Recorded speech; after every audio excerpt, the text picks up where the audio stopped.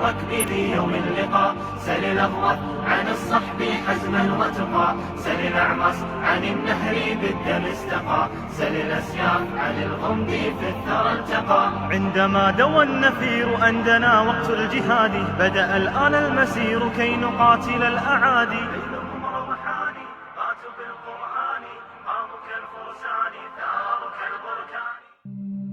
গণতন্ত্র একটি কুফরি জীবন ব্যবস্থা।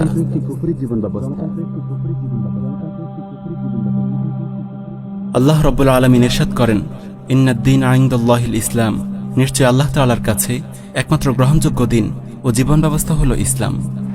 অন্য আয়াতে আল্লাহ তাআলা বলেন, ওয়া মান ইয়াবতাগি গায়রাল ইসলামি দীনান ফালান ইউকবালা মিনহু ওয়া হুয়া ফিল আখিরাতি মিনাল খাসিরিন। কেউ ইসলাম ছাড়া অন্য কোনো দিন ও জীবন ব্যবস্থা চাইলে তা কখনো গ্রহণ করা হবে না এবং আখিরাতে সে ক্ষতিগ্রস্ত হবে। এই আয়াত দুটি থেকে আমরা স্পষ্ট বুঝতে পারলাম, আসমানি জীবন বিধান ইসলাম ব্যতীত মানবরচিত যত জীবন ব্যবস্থা আছে, চাই তা গণতন্ত্র হোক বা সমাজতন্ত্র, তা আল্লাহর কাছে গ্রহণযোগ্য নয়। তাই যারা গণতন্ত্রকে জীবন বিধান হিসেবে গ্রহণ করবে তারা নিঃসন্দেহে কাফের, তাদের জন্য আখিরাতে নাজাতের কোনো সুযোগ নেই। অত্যন্ত দুঃখের বিষয়, বিংশ শতাব্দীর শুরুর দিকে উসমানী খেলাফতের পর থেকে কুফার গোষ্ঠী গণতন্ত্রকে কৌশলে মুসলমানদের জীবন বিধান হিসেবে চাপিয়ে দিয়েছে। নানান সংশয় ও বিভ্রান্তির জাল ছড়িয়ে 1 শতাব্দীরও কম সময়ে তারা মুসলমানদের মধ্যে এমন একটি মডারেট শ্রেণী গড়ে তুলতে সক্ষম হয়েছে যারা ইসলামকে বাদ দিয়ে মনে প্রাণে গণতন্ত্রকে তাদের জীবন বিধান হিসেবে মেনে নিয়েছে। আজ আমরা আলোচনা করব কুফরি ধর্ম গণতন্ত্রের স্বরূপ ও প্রকৃতি নিয়ে। কথা বলবো গণতন্ত্রের ব্যাপারে ছড়ানো সংশয় ও বিভ্রান্তি নিয়ে। কিভাবে গণতন্ত্রের মতো একটি কুফরি ধর্মকে সুকৌশলে মুসলমানদেরকে গ্রহণ করানো হয়েছে, কিভাবে গণতন্ত্রকে নিছক একটি রাষ্ট্র পরিচালনার সিস্টেম বলে মুসলমানদেরকে ধোঁকা দিয়েছে, কিভাবে তারা গণতন্ত্রের মাধ্যমে মুসলমানদেরকে ঈমান ও তাওহীদের পথ থেকে বিচ্যুত করেছে। চলুন প্রথমে আধুনিক গণতন্ত্রের উৎপত্তি, কেন, কোথায় ও কিভাবে এই বিষয়টির ওপর হালকা নজর বোলানো যাক। আধুনিক গণতন্ত্রের গোড়ার কথা। আধুনিক গণতন্ত্রের জন্ম ও বেড়ে ওঠা কুফর ও নাস্তিকতার কেন্দ্রভূমি ইউরোপে। 11 শতাব্দীর শুরুর ভাগ থেকে খ্রিস্টান ইউরোপ মুসলিম বিশ্বের বিরুদ্ধে শুরু করে এক বর্বর নারকীয় ক্রুসেড। একদিকে তারা ইসলামের বিরুদ্ধে ক্রুসেড লড়ছিল, আর অপরদিকে ইসলামী জ্ঞানবিজ্ঞান এবং মুসলিম সভ্যতার সমৃদ্ধি ও ঔজ্জ্বল্য দেখে তাদের চোখ ধাঁধিয়ে যাচ্ছিল। ইসলাম ও মুসলিম বিজ্ঞানীদের প্রভাবে মূর্খতার অন্ধকারে নিমজ্জিত অসভ্য ইউরোপে শুরু হয় বিজ্ঞান চর্চার এক জাগরণ। বিকৃত বাইবেলের অনেক অসার ও বাস্তবতা বিবর্জিত বক্তব্য বিজ্ঞানের আলোকে ভুল প্রমাণিত হতে শুরু হয়। ফলে খ্রিস্টান ধর্ম ও বিজ্ঞানের মধ্যে শুরু হয় এক কঠিন সংঘাত। ইউরোপের চিন্তানায়ক বিজ্ঞানীরা ধর্মের আনুগত্য এবং গির্জার বুদ্ধিবৃত্তিক দাসত্বের শিকল ছিন্ন করে ফেলে। ক্ষমতাধর গির্জা বিজ্ঞানীদের ওপর অনেক নিষ্ঠুরতা চালিয়েও এই জাগরণ থামাতে ব্যর্থ হয়। ফলে বস্তুবাদ, জড়বাদ ও ধর্মবিদ্বেষের এক প্রলয়ঙ্কারী আগুন জ্বলে ওঠে পুরো ইউরোপে। এমনিতেই ইউরোপীয় সভ্যতার জন্ম বস্তুবাদ ও নাস্তিকতার লীলাভূমি গ্রিক ও রোমান সভ্যতার ঔরসেই। নতুন এই বুদ্ধিবৃত্তিক জাগরণের প্রভাবে ইউরোপিয়ানরা চিন্তা ও যুক্তি ছাড়াই খুব দ্রুত এই সিদ্ধান্তে পৌঁছে গেল, ধর্ম নামে যা কিছু আছে সব যুক্তি ও বিজ্ঞানের বিরোধী। সুতরাং বিজ্ঞান ও ধর্মের প্রীতিপূর্ণ সহাবস্থান কোনোভাবেই সম্ভব নয়। যুক্তি ও বুদ্ধিতে যে বিশ্বাস করবে, ধর্ম ও ধর্মগ্রন্থে তাকে অবিশ্বাস করতেই হবে। ধীরে ধীরে তারা এই চূড়ান্ত সিদ্ধান্তে উপনীত হয় যে ধর্ম যদি মানতেই হয় তবে তার সীমানা হবে মানুষের ব্যক্তি জীবন। রাষ্ট্র ও রাজনীতিতে তাদের প্রবেশাধিকার থাকবে না। ফলে গির্জার কিছু আনুষ্ঠানিকতা এবং ব্যক্তি ও সামাজিক জীবনে কিছু আচার প্রথা পালনের মধ্যেই খ্রিস্টান ধর্ম সীমাবদ্ধ হয়ে যায়। এখন সমাজ ও রাষ্ট্র কিভাবে চলবে তা ঠিক করবে জনগণ, কোনো ধর্মগ্রন্থ কিংবা আসমানের কথিত কোনো খোদা নয়। নাউজুবিল্লাহি মিন যালিক। এভাবেই গোড়াপত্তন হয় জনগণের হাতে গড়া একটি নতুন জীবন ব্যবস্থার, যেখানে জনগণই প্রণয়ন করবে আইন ও সংবিধান। তারাই ঠিক করবে কোনটি হালাল, কোনটি হারাম, কোনটি বৈধ আর কোনটি অবৈধ। ইউরোপের হাতে যখন মুসলিম বিশ্বের পরাজয় ঘটে, মুসলমানদের সর্বশেষ আশ্রয় উসমানী খেলাফত যখন ধ্বংস হয়ে যায়, তখন কাফেররা তাদের হাতে গড়া এই কুফরি জীবন ব্যবস্থা মুসলমানদের উপর চাপিয়ে দেয়। এভাবে মুসলিম বিশ্ব শুরু হয় রাষ্ট্রীয় ও সামাজিক জীবন থেকে ইসলামকে ঝেড়িয়ে বিদায় করার পালা। তখন ওসমানী খেলাফতের সর্বশেষ শাইখুল ইসলাম মুস্তাফা সাবারি রাহমাহুল্লাহ সুস্পষ্ট ভাষায় ঘোষণা করেন, ইসলামী শরিয়ার পরিভাষায় বিলাদুল ইসলাম বা ইসলামী রাষ্ট্র বলা হয় ওই ভূখণ্ডকে যেখানে ইসলামী শরিয়ার শাসন জারি থাকে। যদি রাষ্ট্র ব্যবস্থা থেকে দিনকে সরিয়ে দেয়া হয়, সে রাষ্ট্র আর ইসলামী রাষ্ট্র থাকে না।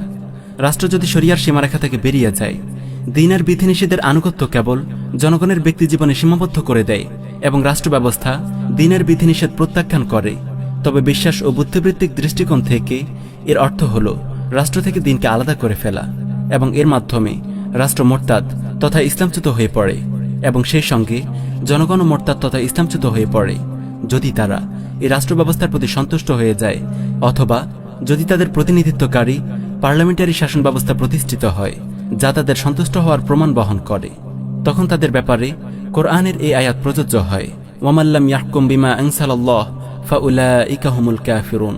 আল্লাহর নাজিলকৃত শরিয়াহ অনুযায়ী যারা ফয়সালা করে না তারাই তো কাফির। মাওকিফুল আকলি ওয়াল ইলমি ওয়াল আলম, শেখুল ইসলাম মুস্তাফা আস-সাবারি, 163 থেকে 164 পৃষ্ঠা। অনেক অবুঝ ভাই গণতন্ত্রকে কেবল একটি সরকার পরিবর্তনের সিস্টেম মনে করেন, তাই তাদের মনে নানান সংশয় ঘুরপাক খেতে থাকে। কখনো তারা ইসলামের শুরার সাথে গণতন্ত্রের সাদৃশ্য খুঁজে পান, কখনো ইসলামী গণতন্ত্রের মতো উদ্ভট পরিভাষা তৈরি করেন। আস্তাগফিরুল্লাহ। ইসলামী কুফর ও ইসলামী শিরক বলা যেমন ইসলামী গণতন্ত্র বলাও ঠিক তেমন। চলুন এবার আমরা দেখব গণতন্ত্র কিভাবে একটি স্বতন্ত্র ধর্ম।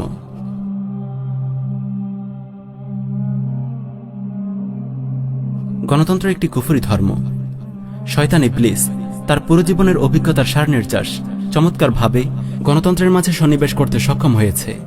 এবার সে তার চিরশত্রু মানবজাতিকে এমন এক কুফরে লাগিয়ে দিয়েছে যা তারা উপলব্ধি করতেই ব্যর্থ হচ্ছে। গণতন্ত্রের এই কুফরি ধর্ম অতীতে মানুষের উদ্ভাবিত যে কোনো ধর্ম থেকে বেশ আলাদা, কারণ গণতন্ত্র নিজেকে ধর্ম হিসেবে পরিচয় দেয় না, বরং পরিচয় দেয় একটি রাষ্ট্র ব্যবস্থা হিসেবে।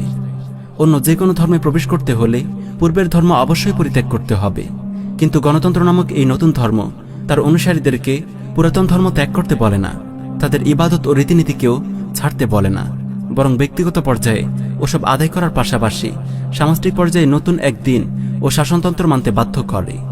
যেহেতু গণতন্ত্র নামক ধর্মটি গ্রহণ করতে হলে পূর্বের ধর্ম ত্যাগ করার প্রয়োজন পড়ে না, তাই অনেক লোক এই নতুন ধর্মকে ধর্মই মনে করে না। প্রতিটি ধর্মের মতো গণতন্ত্রের ধর্মেও আছে নিজস্ব আকীদা, বিশ্বাস ও বিধিবিধান। যেমন ইসলাম বলে সকল ক্ষমতার মালিক আল্লাহ রাব্বুল আলামিন, আর গণতন্ত্র বলে সকল ক্ষমতার মালিক জনগণ। ইসলাম বলে আল্লাহ সুবহানাহু ওয়া তাআলাই মানুষের একমাত্র বিধানদাতা, কিন্তু গণতন্ত্র বলে বিধান দেওয়ার মালিক জনগণ। ইসলাম হলো আল্লাহর ইচ্ছার সামনে আত্মসমর্পণ করা, আর গণতন্ত্র হলো সংখ্যাগরিষ্ঠ জনগণের ইচ্ছার সামনে আত্মসমর্পণ। ইসলাম যেমন মোরতাদকে মৃত্যুদণ্ড দেয়, ঠিক তেমনি গণতন্ত্র তার বিরুদ্ধে বিদ্রোহকারীদেরকে মৃত্যুদণ্ড দেয়। কেউ সংবিধানকে প্রত্যাখ্যান করলে তাকে রাষ্ট্রদ্রোহী আখ্যা দিয়ে হত্যা করা হয়।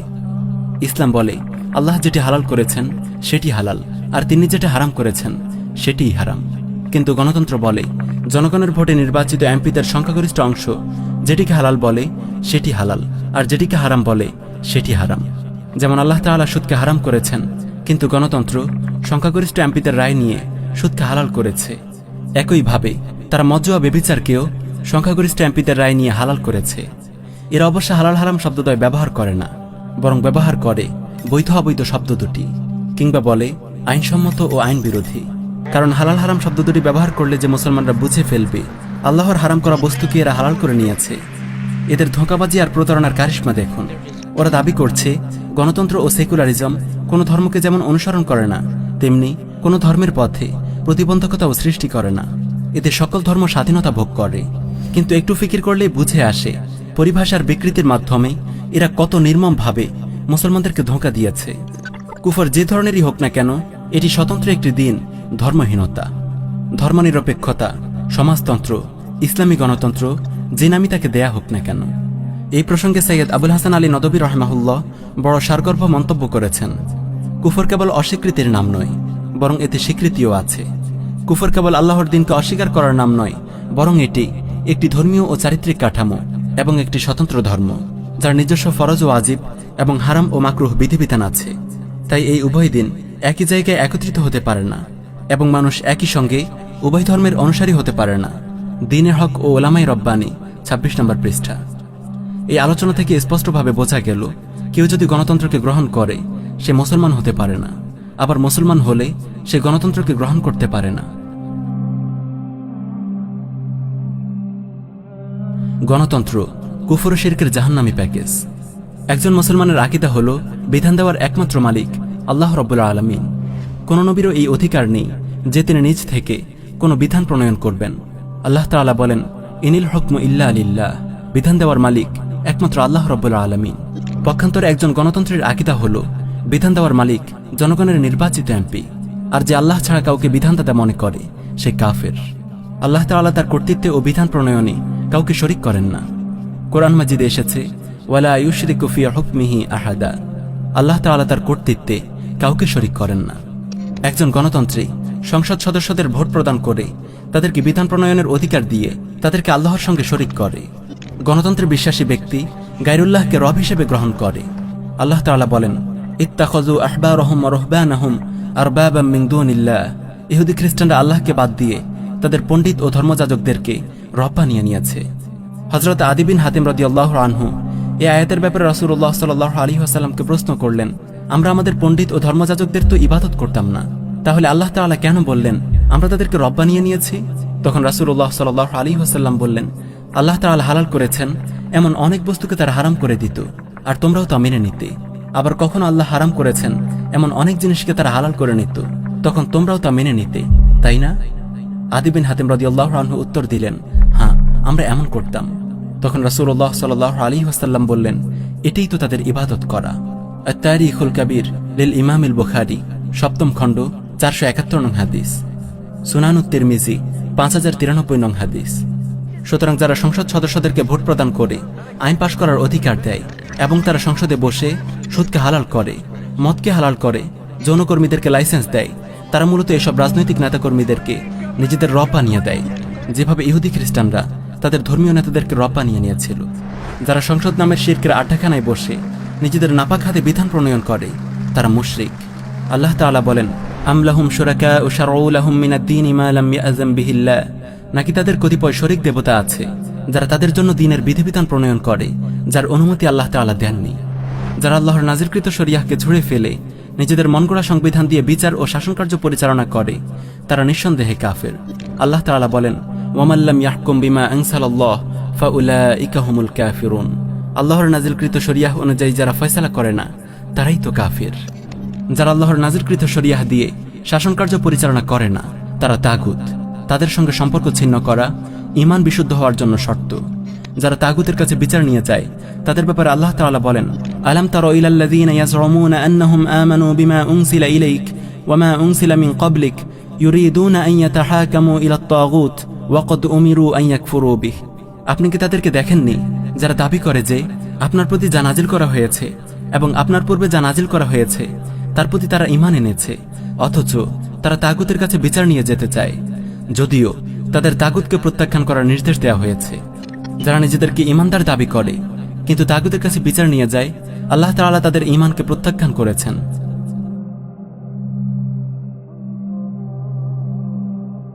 ভোট, নির্বাচন ও গণতন্ত্র। গণতন্ত্রের বাস্তবতা সম্পর্কে পর্যাপ্ত জ্ঞান না থাকার কারণে অনেকেই বলে থাকেন, আমরা গণতন্ত্রের কুফরিতে বিশ্বাস করি না, আমরা গণতন্ত্রকে কেবল ক্ষমতায় যাওয়ার একটি সিস্টেম হিসেবে দেখি। অনেকে বলে থাকেন, ভোট হলো আমানত, ভোট হলো ইবাদত। সুবহানাল্লাহ, কত বিভ্রান্তি ও জাহালাত ছড়িয়ে আছে আমাদের সমাজে। প্রিয় ভাই, ক্লাস ক্যাপ্টেন নির্বাচন, বাজার সমিতির সভাপতি বা ক্যাশিয়ার নির্বাচনের ক্ষেত্রে হয়তো আপনার কথা সঠিক, কিন্তু সংসদ নির্বাচন গণতান্ত্রিক সিস্টেমেরই একটি অংশ। আপনি যখন কোনো এমপি পদপ্রার্থীকে ভোট দিচ্ছেন তার মানে আপনি তাকে কুফর ও শিরকের কেন্দ্র সংসদ ভবনে পাঠাচ্ছেন আইন প্রণয়নের অধিকার দিয়ে। আর মানুষকে আইন প্রণয়নের অধিকার দেয়া নিঃসন্দেহে কুফরি। আপনাদের দেয়া ভোটে নির্বাচিত হয়ে এই এমপিরা সংসদে গিয়ে সর্বপ্রথম যে কাজটি করে তা হলো আল্লাহর কোরআনকে ছুঁড়ে ফেলে তাদের মনগড়া কুফরি সংবিধান বাস্তবায়নের শপথ গ্রহণ করে। নাউযুবিল্লাহি মিন যালিক। কুফরে লিপ্ত এই এমপিরা সংসদে বসে আল্লাহর হারামকে হালাল করে আর আল্লাহর হালালকে হারাম করে। তারা সুদকে বাধ্যতামূলক করেছে, মদের লাইসেন্স দিয়েছে, ব্যভিচারের বৈধতা দিয়েছে। নাউযুবিল্লাহি মিন যালিক। এই প্রকাশ্য কুফরিতে তারাও শামিল আছে যারা ভোট দিয়ে তাদেরকে সংসদে পাঠিয়েছে। কেউ হয়তো বলবেন, আমরা ইসলামী আইন পাশ করার জন্য তাদেরকে ভোট দিয়েছি। আমরা বলবো, কেউ যদি মনে করে আল্লাহর নাজিলকৃত আইন বাস্তবায়নের জন্য তা আগে সংসদে পাশ করতে হবে, সে নিঃসন্দেহে কাফের। কোন সেই জালিম যে আল্লাহর আইনকে অনুমোদনের জন্য নাপাক সংসদে উত্থাপন করার দুঃসাহস দেখায়? কি জঘন্য কুফরি! আল্লাহর আইন প্রয়োগ করা হবে কি হবে না তার জন্য কি মানুষের মতামত নিতে হবে? যারা আল্লাহর শরিয়াহকে অনুমোদনের জন্য মানুষের সামনে পেশ করে, তারা নিঃসন্দেহে কাফের। নাউযুবিল্লাহি মিন যালিক। আল্লাহর আইন নিয়ে এই কোন ধরনের তামাশা? শরিয়ার নির্দেশনা মাত্র যে মাথা নিচু করে সায় দেয় সেই ঈমানদার। কারো মনে যদি আল্লাহ তার রাসূলের নির্দেশ সম্পর্কে অন্তরে বিন্দুমাত্র ইতস্ততও থাকে, সে মুমিন হতে পারে না। আল্লাহ তাআলা বলেন, ফালা ওয়ারাব্বিকা লা ইউমিনুনা হাত্তা ইউহাক্কিমুকা ফীমা শাজারা বাইনাহুম সুম্মা লা ইয়াজিদু ফী আনফুসিহিম হারাজাম মিম্মা কাদাইতা ওয়া ইউসাল্লিমু তাসলিমা। কিন্তু না, আপনার রবের শপথ, তারা মুমিন হবে না যতক্ষণ পর্যন্ত তারা তাদের সকল বিরোধের বিচারভার আপনার উপর অর্পণ না করে, অতঃপর আপনার কোনো সিদ্ধান্ত সম্পর্কে তাদের মনে কোনো দ্বিধা না থাকে এবং সর্বান্তকরণে তা মেনে নেয়। অন্য আয়াতে আল্লাহ তাআলা বলেন, ওয়ামা কানা লিমুমিনিন ওয়ালা মুমিনাতিন ইযা কাদাল্লাহু ওয়া রাসূলুহু আমরান আন ইয়াকুনা লাহুমুল খিয়ারাতু মিন আমরিহিম ওয়া মান ইয়াসিল্লাহা ওয়া রাসূলাহু ফাকাদ দাল্লা দালালাম মুবিনা। আল্লাহ তার রাসূল কোনো সিদ্ধান্ত নিলে কোনো মুমিন পুরুষ কিংবা নারীর পক্ষে ভিন্ন কিছু করার ক্ষমতা থাকে না, আর যে আল্লাহ তার রাসূলের অবাধ্য হয় সে স্পষ্টই পথভ্রষ্ট। আমাদের আকাবির উলামা মাশায়েখদের মধ্যে যারা ভোট, নির্বাচন ও গণতন্ত্রের হাকিকত ও বাস্তবতা সম্পর্কে যথেষ্ট জ্ঞান রাখেন, তারা সুস্পষ্ট ভাষায় গণতন্ত্রের কুফরির কথা তুলে ধরেছেন। আবার কতিপয় আকাবির ইসলামী সরকার প্রতিষ্ঠার আশায় গণতন্ত্রের পথেও পা বাড়িয়েছেন। তারা সংসদে যাওয়া জায়েজ হওয়ার পক্ষে বিভিন্ন তাবিল উপস্থাপন করেছেন। তাদের উদ্দেশ্য নিঃসন্দেহে মহৎ ছিল, তাই আমরা তাদের নিয়তের কোনো সমালোচনা করি না, তাদের তাকফির করি না, তাদলিল করি না, তাজলিল করি না। কিন্তু তাদের এই তাবিল গ্রহণযোগ্য নয়। আমাদের আকাবিরদের অনেকেই এসব তাবিল খণ্ডন করেছেন। ইনশাআল্লাহ প্রচলিত ইসলামী গণতান্ত্রিক আন্দোলনের সরই মূল্যায়ন, যৌক্তিকতা এবং সফলতা ও ব্যর্থতা নিয়ে আমরা আলাদা ডকুমেন্টারি নির্মাণ করব। পরিশেষে দোয়া করি, আল্লাহ রাব্বুল আলামিন আমাদের আকীদা বিশ্বাসকে গণতন্ত্রের কুফরি থেকে হেফাজত করুন। আব্রাহাম লিঙ্কনের পথ ছেড়ে রাসূলুল্লাহ সাল্লাল্লাহু আলাইহি ওয়াসাল্লামের নির্দেশিত ইরদাদ ও জিহাদের পথে অগ্রসর হওয়ার তৌফিক দিন। আমাদেরকে সিরাতুল মুস্তাকিমের উপর অটল অবিচল রাখুন। আমিন ইয়া রাব্বাল আলামিন।